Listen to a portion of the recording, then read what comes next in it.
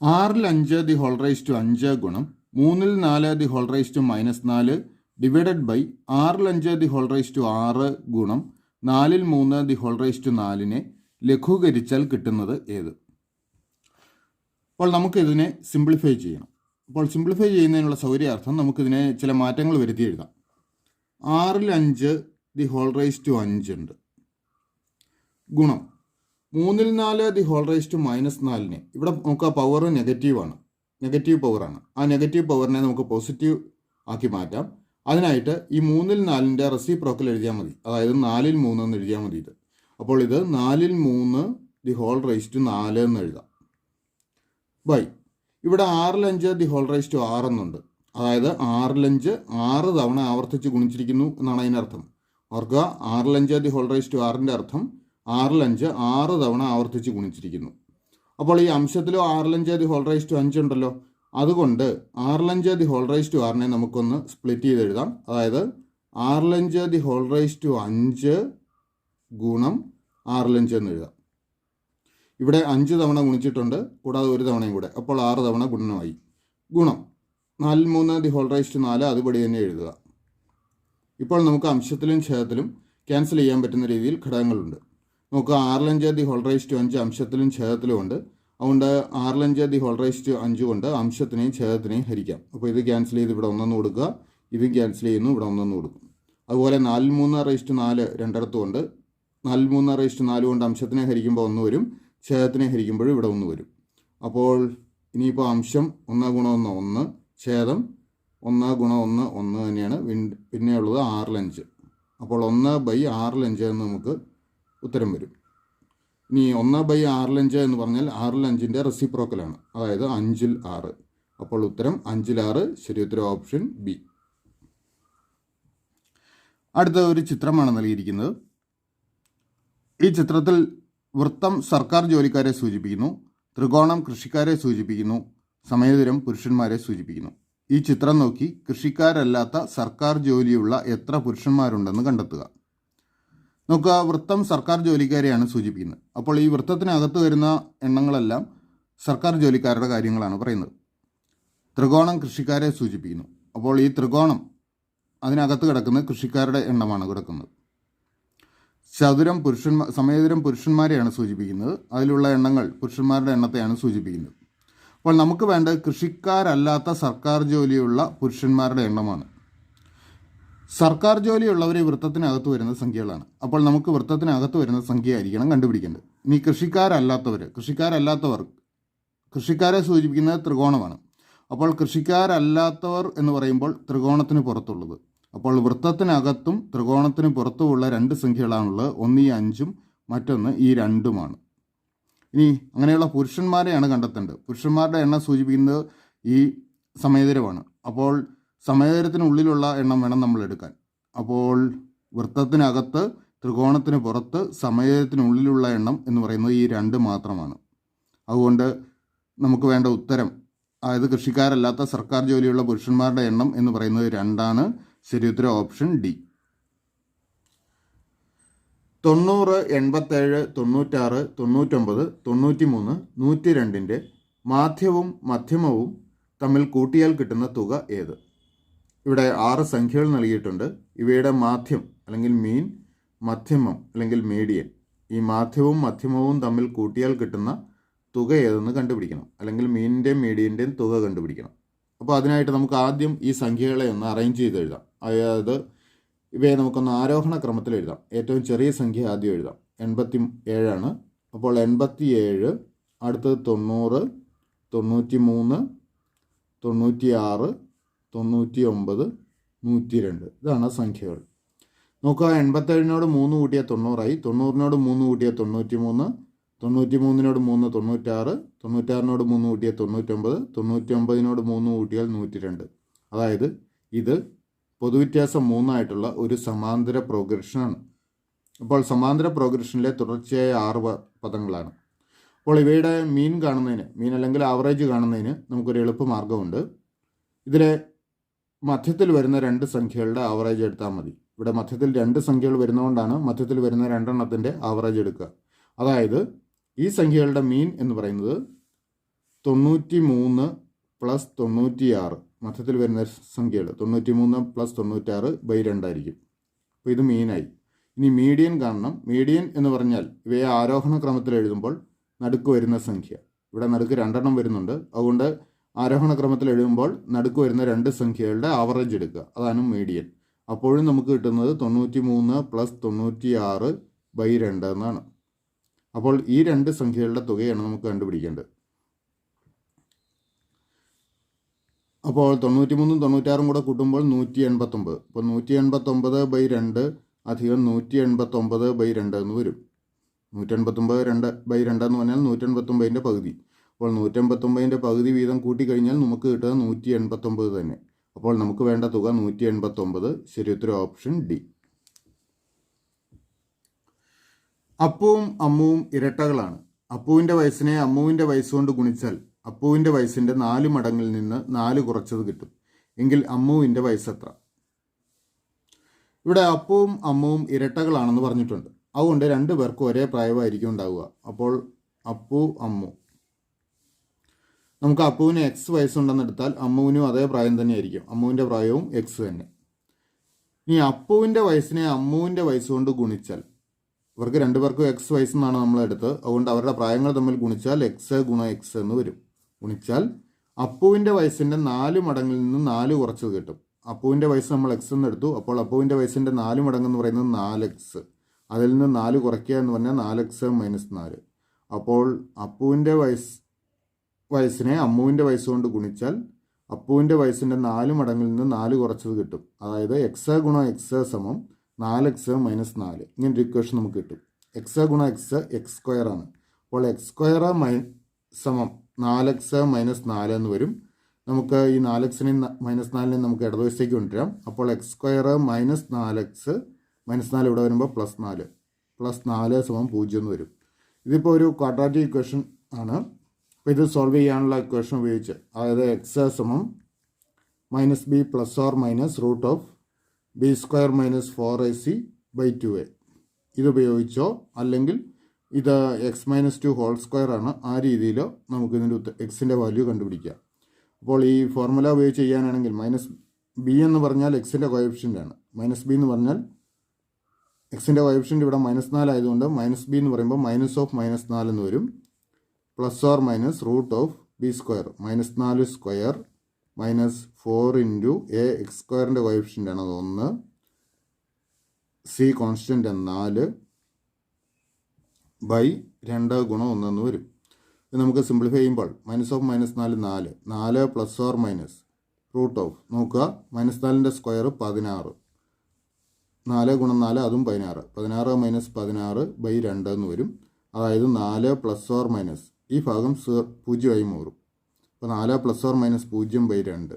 അപ്പോൾ എക്സിന് കിട്ടുന്ന 2 വാല്യൂസ് ഇതേ ഉള്ളൂ. എക്സ് സമം 4 പ്ലസ് 0 ബൈ 2ഉം അടുത്തത് 4 മൈനസ് 0 ബൈ 2ഉം ആണ്. ഏത് രീതിയിൽ നോക്കിയാലും 4 ബൈ 2 അതായത് 2 കിട്ടുള്ളൂ. അതായത് എക്സിൻ്റെ വാല്യൂ 2,2 എന്ന് വരും. അതായത് 2 പേരുടെയും വയസ്സ് 2 വയസ്സാണ് കുട്ടികൾക്കുള്ളത്. ശരി ഉത്തരം ഓപ്ഷൻ എ 2. ഇത് ഈ രീതിയിൽ എക്സിൻ്റെ വാല്യൂ കണ്ടുപിടിക്കുന്നതിലും എളുപ്പം ഈ ഇക്വേഷനിൽ നിന്ന് ഡയറക്റ്റ് ആയിട്ട് എക്സിൻ്റെ വാല്യൂ കണ്ടുപിടിക്കുന്നതാണ്. ഓർക്കുക X square minus 4x plus 4 എന്നുള്ളത് എക്സ് മൈനസ് 2 ഹോൾ സ്ക്വയറിൻ്റെ വിപുലീകരണമാണ്. X minus 2 whole square. അപ്പോൾ എക്സ് സ്ക്വയർ മൈനസ് 4x അധികം 4 സമം 0 എന്നുള്ളത് എക്സ് മൈനസ് 2 ഹോൾ സ്ക്വയർ സമം 0 എന്ന് എടുക്കാം. ഇനി ഒരു സംഖ്യയുടെ സ്ക്വയർ 0 ആണെങ്കിൽ ആ സംഖ്യ തന്നെ 0 ആയിരിക്കും. അതായത് എക്സ് മൈനസ് 2 സമം 0 എന്ന് കിട്ടും. അല്ലെങ്കിൽ എക്സിൻ്റെ വാല്യൂ 2 എന്ന് കിട്ടും. അപ്പോൾ ഈ രീതിയിൽ ചെയ്യുന്നതായിരിക്കും എളുപ്പം. എ 35 BC, സി 26 DE ആയാൽ പി 68 QFനെ എങ്ങനെ എഴുതാം? നോക്കുക, എ 35 BCയെ എഴുതിയിരിക്കുന്നത് സി 26 DE എന്നാണ്. അപ്പോൾ ഇതേ രീതിയിൽ നമുക്ക് പി 68 QFനെ എങ്ങനെ എഴുതാമെന്ന് കണ്ടുപിടിക്കണം. നോക്കുക, ഇവിടുത്തെ ആദ്യത്തെ അക്ഷരം എ ആയിരുന്നു, ഇവിടെ സി ആണ്. ഒന്നിടവിട്ട അക്ഷരങ്ങളാണ് വന്നിരിക്കുന്നത്. അപ്പോൾ പി കഴിഞ്ഞു കഴിഞ്ഞാൽ ഒരക്ഷരം വിട്ടിട്ട് അടുത്ത അക്ഷരം പി ക്യു ആറാണ്. അപ്പോൾ അടുത്ത അക്ഷരം തുടങ്ങേണ്ടത് 6-ലാണ്. 6. ഇനി സംഖ്യകളുടെ പ്രത്യേക മാറ്റം വരുത്തിയേക്കുന്നത് നോക്കുക. 3-ൽ നിന്ന് 1 കുറച്ച് 2-ലെത്തി. 5നോട് 1 കൂട്ടി 6 എത്തി. അപ്പോൾ ഇവിടെ 6ൽ നിന്ന് 1 കുറച്ചാൽ 5 കിട്ടും. 8നോട് 1 കൂട്ടിയാൽ 9, 6 59 എന്ന് വരും. ഇനി ബി എ ഡി ആക്കി മാറ്റിയിരിക്കുന്നു. ബി സി ഡി ഒരക്ഷരം വിട്ടിട്ട് ഡിയിലെത്തിയിരിക്കുന്നു. അപ്പോൾ ഇവിടെ ക്യൂവിൽ നിന്നും ഒരക്ഷരം കൂടെ വിട്ട് ക്യു ആർ എസ് വരണം. ആറിനെ ഒഴിവാക്കി എസ്സിൽ. സി ഇ ആയിട്ടുണ്ട്, ഡി എ ഒഴിവാക്കിയിരിക്കുന്നു. സി ഒരക്ഷരം വിട്ട് ഇ ആക്കിയിരിക്കുന്നു. അപ്പോൾ എഫ് ജി ഒഴിവാക്കുന്നു, എച്ച്. അപ്പോൾ 659 എസ് എച്ച് എന്ന് വരണം. ശരി ഉത്തരം ഓപ്ഷൻ ഡി. ഒരു സമചതുരത്തിൻ്റെ ചുറ്റളവ് 32 സെൻറ്റിമീറ്ററാണ്. ഈ സമചതുരത്തിൻ്റെ വശങ്ങളുടെ അതേ നീളമുള്ള വശങ്ങളോട് കൂടിയ ഒരു സമഷഡ്ഭുജത്തിൻ്റെ പരപ്പളവ് എന്ത്? നമുക്കിവിടെ ഒരു സമഷഡ്ഭുജത്തിൻ്റെ പരപ്പളവാണ് കണ്ടുപിടിക്കേണ്ടത്. സമഷഡ്ഭുജത്തിൻ്റെ പരപ്പളവ് കണ്ടുപിടിക്കാനുള്ള സൂത്രവാക്യം ഇതാണ്. അതിൻ്റെ പരപ്പളവിനെ എ കൊണ്ട് സൂചിപ്പിച്ചു കഴിഞ്ഞാൽ, ക്യാപിറ്റൽ എ എന്ന് സൂചിപ്പിച്ചാൽ പരപ്പളവ് കാണാനുള്ള സൂത്രവാക്യം 3√3/2 a² ആണ്. ഇവിടെ ഈ സ്മോളെ സൂചിപ്പിക്കുന്നത് ഒരു വശത്തിൻ്റെ നീളമാണ്. അപ്പോൾ സമഷഡ്ഭുജത്തിൻ്റെ പരപ്പളവ് കാണാനുള്ള സൂത്രവാക്യം 3√3/2 a². ഇതിലെ എ ഒരു വശത്തിൻ്റെ നീളം. അപ്പോൾ സമഷഡ്ഭുജത്തിൻ്റെ ഒരു വശത്തിൻ്റെ നീളം കിട്ടിയാൽ നമുക്ക് ഈ സൂത്രവാക്യം ഉപയോഗിച്ച് പരപ്പളവ് കണ്ടുപിടിക്കാം. ഇനി ഒരു വശത്തിൻ്റെ നീളം കാണാനൊരു കാര്യം പറഞ്ഞിട്ടുണ്ട്.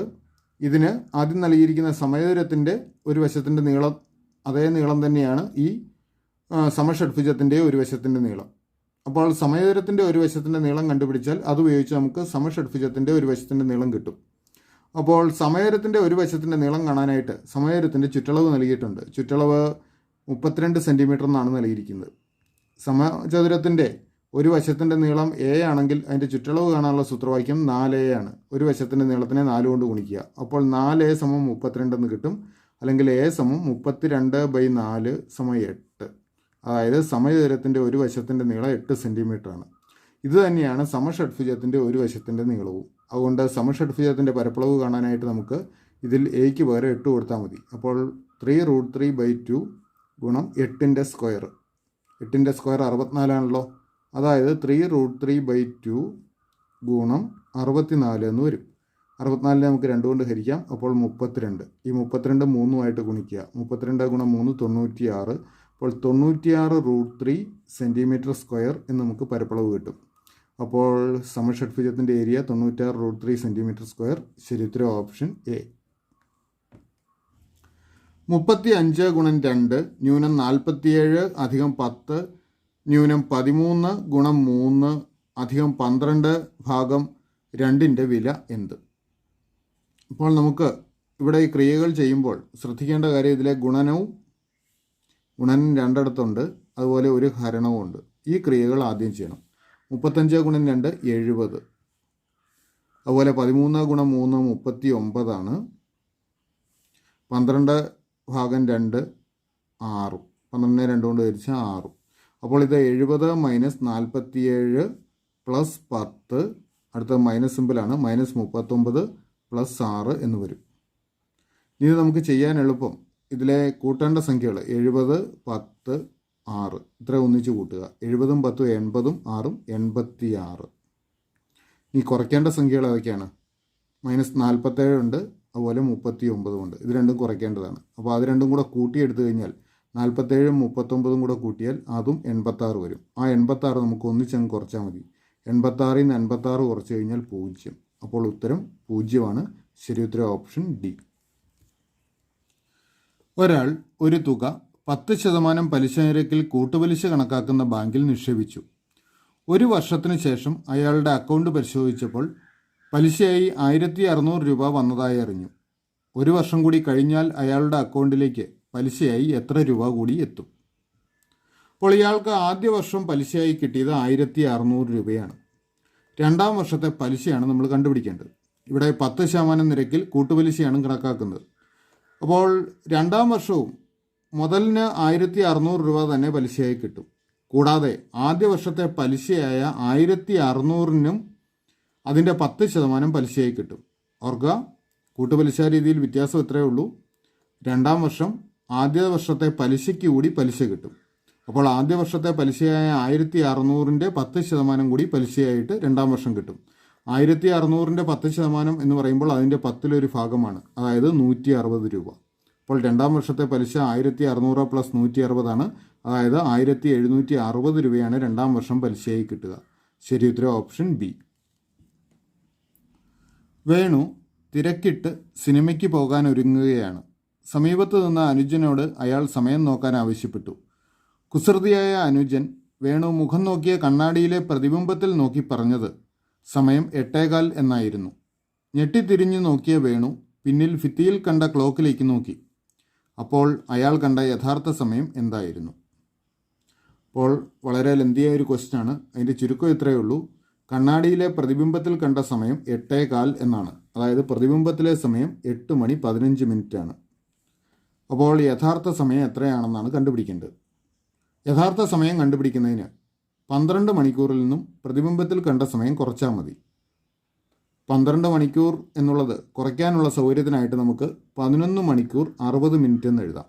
അപ്പോൾ 11 മണിക്കൂർ 60 മിനിറ്റിൽ നിന്നും 8 മണിക്കൂർ 15 മിനിറ്റ് കുറയ്ക്കുക. 11 നിന്ന് 8 കുറച്ചാൽ 3, 60 നിന്ന് 15 കുറച്ചാൽ 45. അപ്പോൾ യഥാർത്ഥ സമയം 3 മണി 45 മിനിറ്റാണ്. ശരി ഉത്തരം ഓപ്ഷൻ സി. 12, 18, 24 എക്സെട്ര എന്ന ശ്രേണിയിലെ ആദ്യ 20 പദങ്ങളുടെ തുകയും അടുത്ത 20 പദങ്ങളുടെ തുകയും തമ്മിലുള്ള വ്യത്യാസമെന്ത്? ഇവിടെ നമുക്കൊരു ശ്രേണി നൽകിയിട്ടുണ്ട്. 12, 18, 24 എക്സെട്ര അങ്ങനെയാണ് ഇതിലെ പദങ്ങൾ പോകുന്നത്.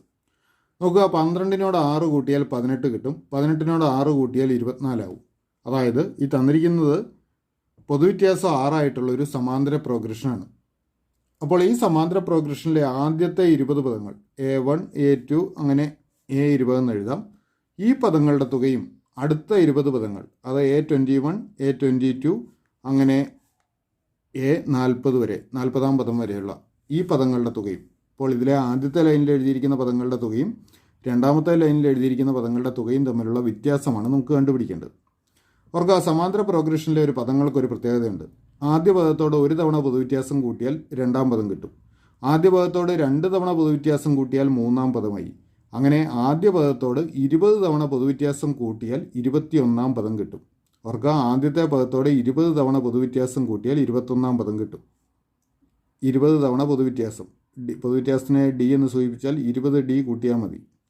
അതുപോലെ രണ്ടാം പദത്തോട് 20 തവണ പൊതുവ്യത്യാസം കൂട്ടിയാൽ 22-ാം പദമായി. അവർക്ക് പൊതുവ്യത്യാസം 6 അപ്പോൾ 20 × 6 = 120 വരും. അപ്പോൾ രണ്ടാം പദത്തോട് 120 കൂട്ടിയാൽ 22-ാം പദമായി. അങ്ങനെ 20-ാം പദത്തോട് 120 കൂട്ടിക്കഴിഞ്ഞാൽ 40-ാം പദം കിട്ടും. ചുരുക്കി പറഞ്ഞാൽ ഒന്നാം പദവും 21-ാം പദവും തമ്മിലുള്ള വ്യത്യാസം 120. രണ്ടാം പദവും 22-ാം പദവും തമ്മിലുള്ള വ്യത്യാസം 120. അങ്ങനെ 20-ാം പദവും 40-ാം പദവും തമ്മിലുള്ള വ്യത്യാസവും 120. അപ്പോൾ ഇവയുടെ തുകകൾ തമ്മിലുള്ള വ്യത്യാസം കണ്ടുപിടിക്കുന്നതിന് ഈ പദങ്ങളുടെ വ്യത്യാസങ്ങളെല്ലാം കൂടെ കൂട്ടിയെടുത്താൽ മതി. അതായത് 120, 120 അങ്ങനെ 20 തവണ 120 കൂട്ടിയെടുക്കണം. അതിന് എളുപ്പമാർഗ്ഗമായിട്ട് 120നെ 20 കൊണ്ട് ഗുണിച്ചാൽ മതി. 120 × 20 12 × 2 24 ആണല്ലോ. അപ്പോൾ 24-ഉം 2 0 കൊടുക്കുക 2400. അപ്പോൾ തുകകൾ തമ്മിലുള്ള വ്യത്യാസം 2400. ശരി ഉത്തരം ഓപ്ഷൻ സി.